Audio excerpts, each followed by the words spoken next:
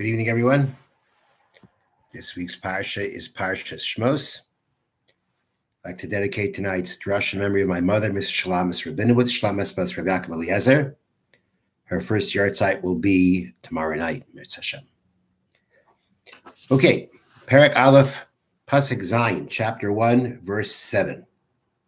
Uvenei Yisrael paru vayishritzu vayarbu vayatzmu b'moed moed.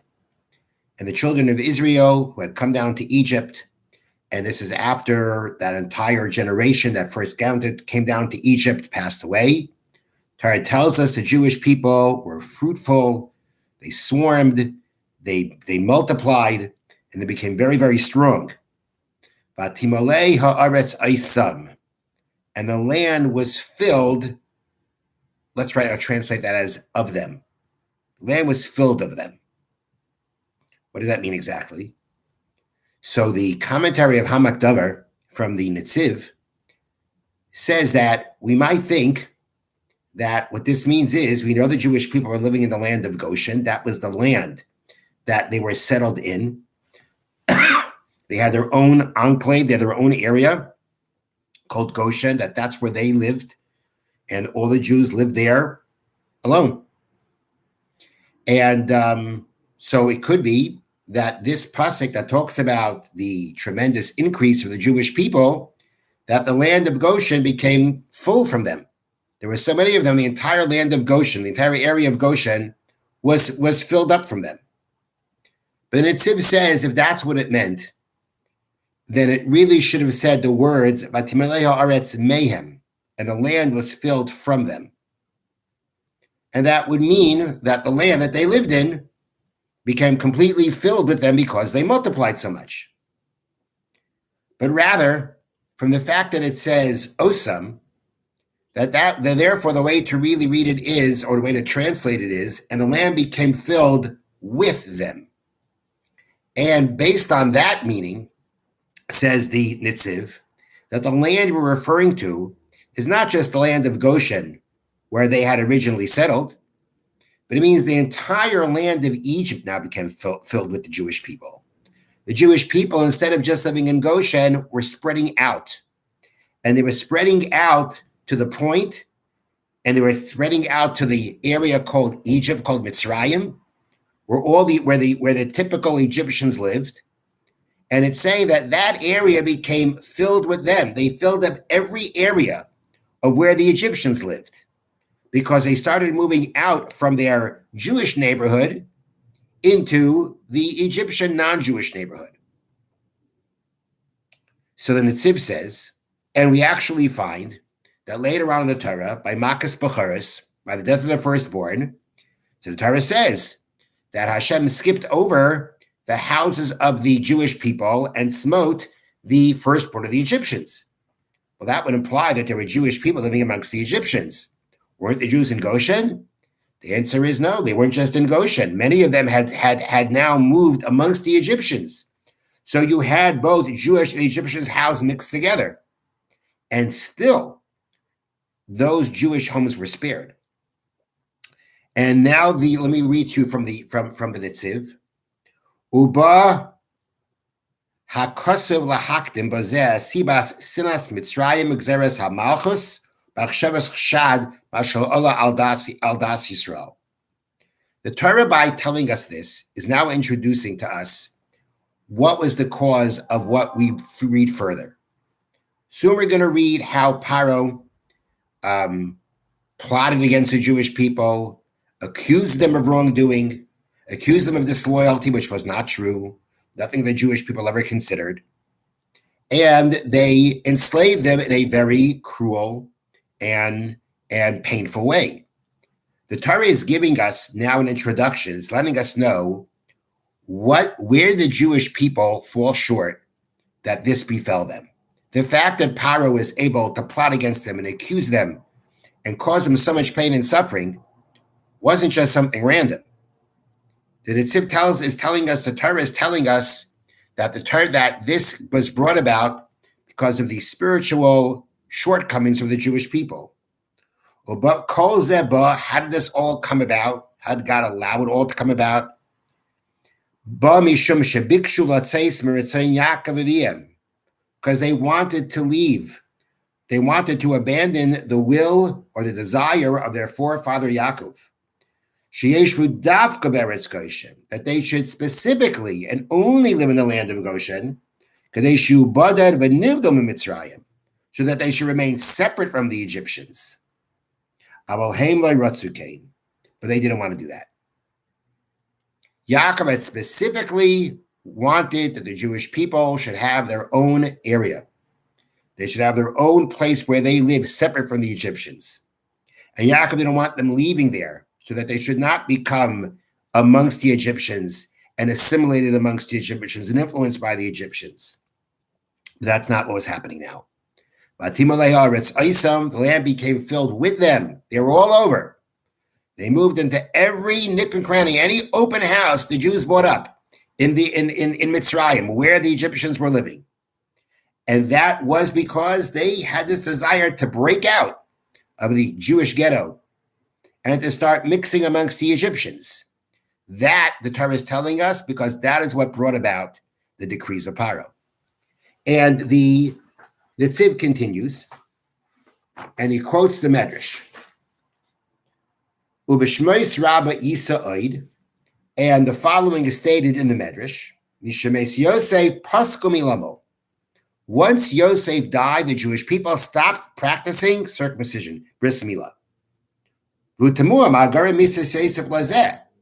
How do we understand? How did the death of Yosef bring about that? But it's following the theme that we're saying. As long as Yosef was alive, he didn't let the Jewish people do that. He didn't let them live amongst the Egyptians.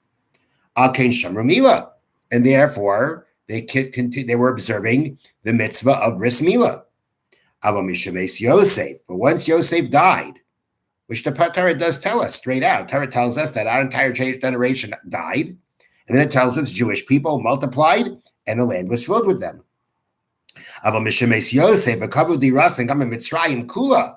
Once Yosef died, and now they started settling all over Egypt, then they stopped circumcising. Let's be like the Egyptians.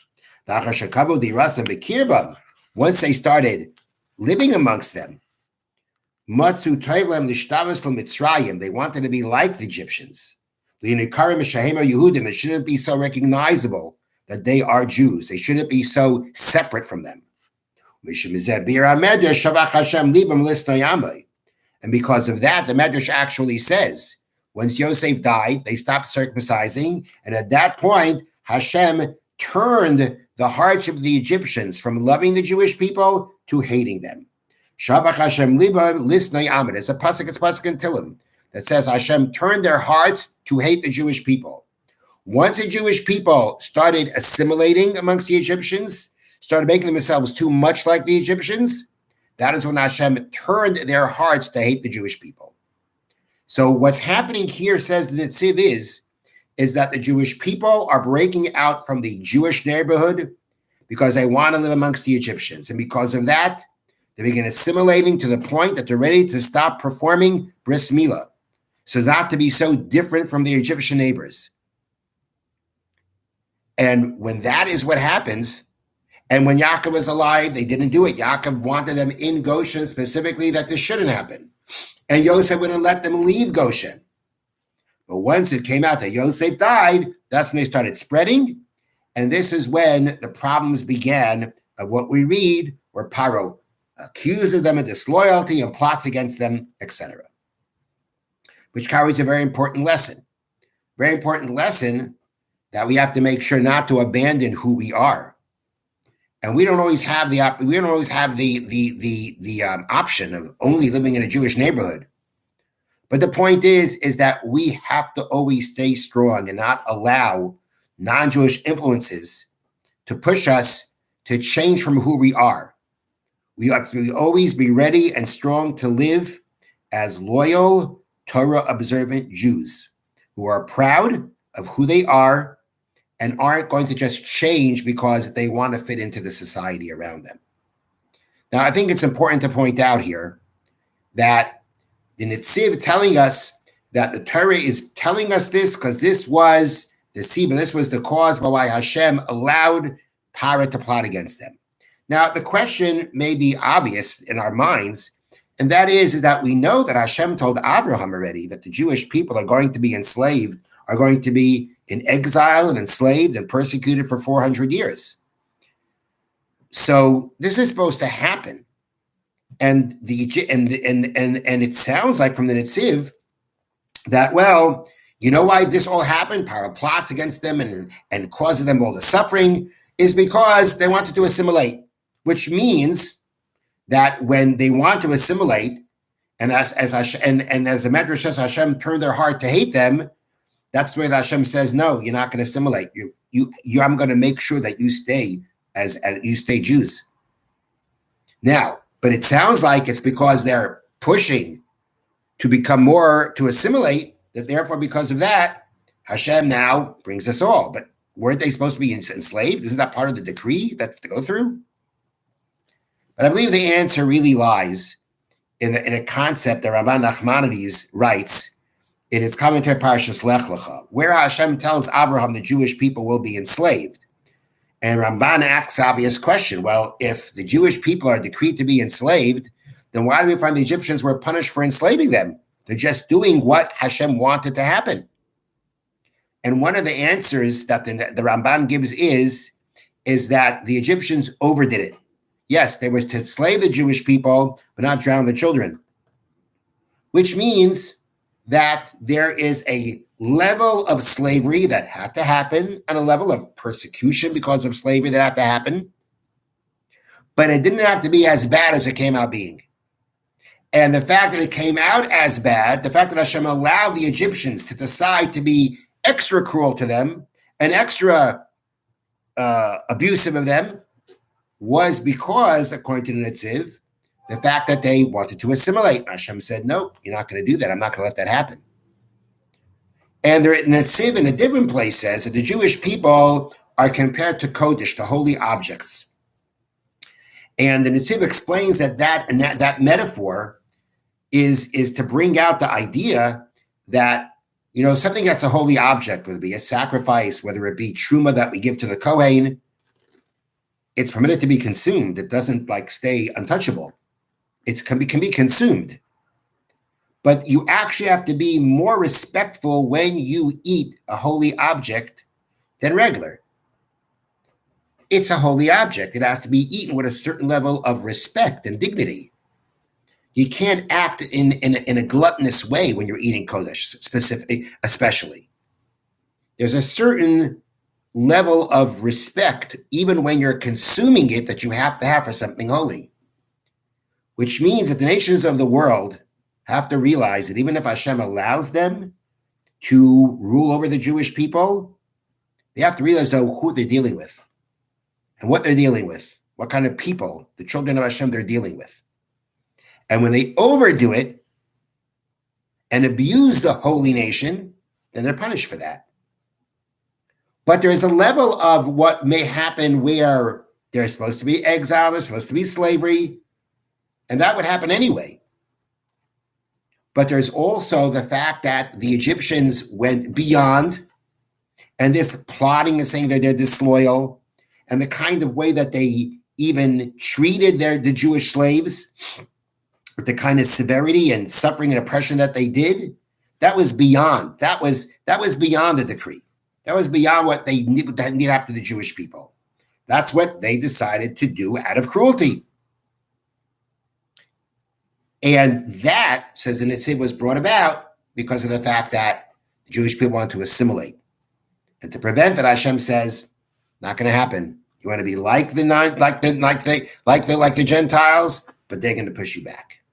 And that's what Medrash says. Once they decided to be like the Egyptians, Hashem turned the hearts of the Egyptians against the Jewish people. Of course, that's their free will to do. But the fact that it can affect us, and actually Hashem allows it to come out and to affect us, that can happen because of our shortcomings. So again, a very important lesson from the Netziv about how we always have to strive to retain our Jewish identity as Torah observant Jews, and not to allow the influences of the society around us to pull us to be more like that society in a way that compromises who we are. And if we keep pushing to do that, Hashem prevents that in a way that can be quite uncomfortable and quite painful, as what happened by the Jewish people in Egypt. But as I was preparing this, I reminded myself of a story where this story may show us that sometimes we can get our reminders in not such a painful way. We can get a reminder from Hashem that we have to remember who we are, that we are Jews. And it's up to us to take that opportunity, that reminder, that sign, that message that Hashem sends us. So this story is about a young man who, again, this story comes from a book called Shabbos Stories by Rabbi Shimon Finkelman. And it seems to be a story about a Jewish boy growing up in New England. Doesn't say what city it was, but growing up in a New England city. And this young boy lived in an area, there was no religious Jews, no Jewish school whatsoever. And when the local public school, when the level of when the education was deteriorating in the local public school, so this young boy, whose name was David, parents decided have to send him to a private school, to a different school. The only school available locally was a Catholic school. And although, it wasn't the most comfortable thing for David's parents to maybe send their Jewish child to a Catholic school, but his parents were completely secular. They had no connection to Judaism, and they enrolled him in a Catholic school. All right. David was an excellent student, and his life was totally secular. Then he was in an English class, and the teacher of that English class was a man named Father Mackenzie. He's a priest. It's a Catholic school. And one day, Father Mackenzie assigned the class a book report. You choose what great historic personality you want to write about. So they went to the local library, looked at the shelves, looking for a name that struck him. Then he saw a book about Maimonides, Rambam. And he knew that this was a great figure in Jewish history. He didn't know much more than that about the Rambam. And David said, I'm Jewish. He knew he was Jewish. And he decided he will do his book report on Maimonides. So a couple of weeks later, the graded reports were returned to the students. Father Mackenzie told David, I'd like to speak to you after class. When the class ended, he said, David, you're the first student I've ever had who did a book report on a Jew. Why did you select Maimonides? So David responded, because I'm Jewish. You're Jewish, Father Mackenzie was surprisingly said. Then what are you doing in a Catholic school? So he said, my parents want me to get a quality education, and the public schools aren't offering that. So the priest remained silent for a while, and he said to the boy, are you familiar with Jewish practice and ritual? And the young boy replied, somewhat embarrassed, no, nothing at all. As a matter of fact, my home is 100% secular. I don't know Hebrew any more than I know Chinese. So Father Mackenzie, again, went silent, picked up a pencil, took a piece of paper, wrote something on it, and handed it to his student. David, he said, let me give you some advice. If you ever decide to learn about your religion, visit Jerusalem and look up this address. So this conversation stirred something in David's neshama about what it means to be Jewish. After all, he's a Jew. So high school graduation approached. David asked his parents for a graduation gift. The gift was a trip to Israel. Now, his parents didn't have anything against visiting Israel, but why Israel? Why not Rome, London, Tokyo? What's the difference? But no, David wanted Israel, and that's where he went. So upon arriving in Jerusalem, David checked his bags into the hotel, and he took out that scrap of paper from that Father Mackenzie gave him from his pocket. And he showed some of the address, asked for directions, and where did he land up in? A yeshiva. And he entered the yeshiva. 4 years later, he came back to the United States. He decided he's going to go visit Father Mackenzie. So he knocks on Father Mackenzie's door. Father Mackenzie opens the door and he sees a young man, a religious Jew, standing in front of him. Yes, the priest asked. It's David. Remember your student who wrote the report on Maimonides? And after a few minutes, he goes, yes, of course. Why, David? You must have looked up that address in Jerusalem. I see they've turned to a real yeshiva boy. So David said, I've come here for 2 reasons. First, I have to thank you for giving me the address of the yeshiva. And my second question is, how did you know the address and why did you give it to me? The priest said, it's very simple. When I was a young man studying for the priesthood, I traveled around the world to see the great religious shrines of my people. I spent most of my time in Rome and Jerusalem. I was curious to see the Wailing Wall, which you Jews hold so dear. So on Jerusalem, I went to the wall one afternoon. I was clad in a t-shirt and jeans and looked like a typical tourist. As I stood by the wall, a young rabbi approached me. Assuming that I was Jewish, he invited me to join him for a cup of coffee, and then offered to show me a Jewish school of higher learning for young men with limited or no religious background. Intrigued, I could not bring myself to tell him the truth, that I was actually a Catholic studying to become a priest. I was really taken aback by the reception I received at the yeshiva. The people were so warm and friendly, so eager to help me get started on the road of religious observance. To make a long story short, I stayed at the yeshiva for 3 months before returning to the States. This may sound strange, but those were 3 of the most enjoyable months of my life. I always felt guilty about my stay at the yeshiva. After all, for 3 months, I was taught by the rabbis and the more advanced students. I ate the yeshiva's food, slept in its dormitory, and gave them nothing in return. Worse, I fooled every one of them into thinking that he was helping a Jewish kid find his roots. It was really not right of me. When I learned you were Jewish and saw how you showed some interest in your Jewishness, I told myself that if I were to totally hide my experience from you, I would only be adding to my guilt. I had no choice but to give you that address. Let me tell you, David, you made a wise decision in going there.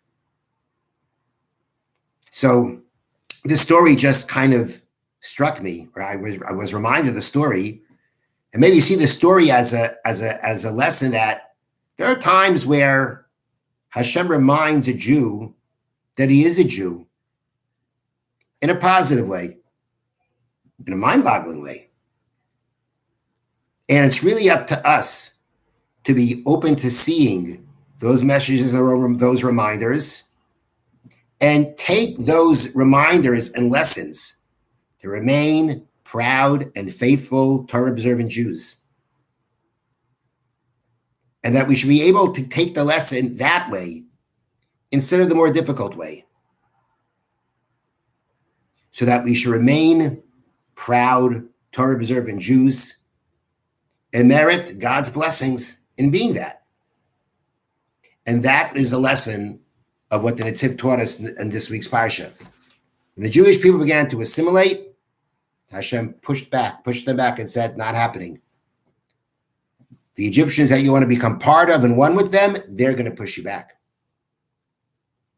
We can be reminded in that way, and then we can be open to the other reminders. The other reminders that say, don't be embarrassed who you are, be proud and be strong as a Torah observant Jew. Have a wonderful Shabbos.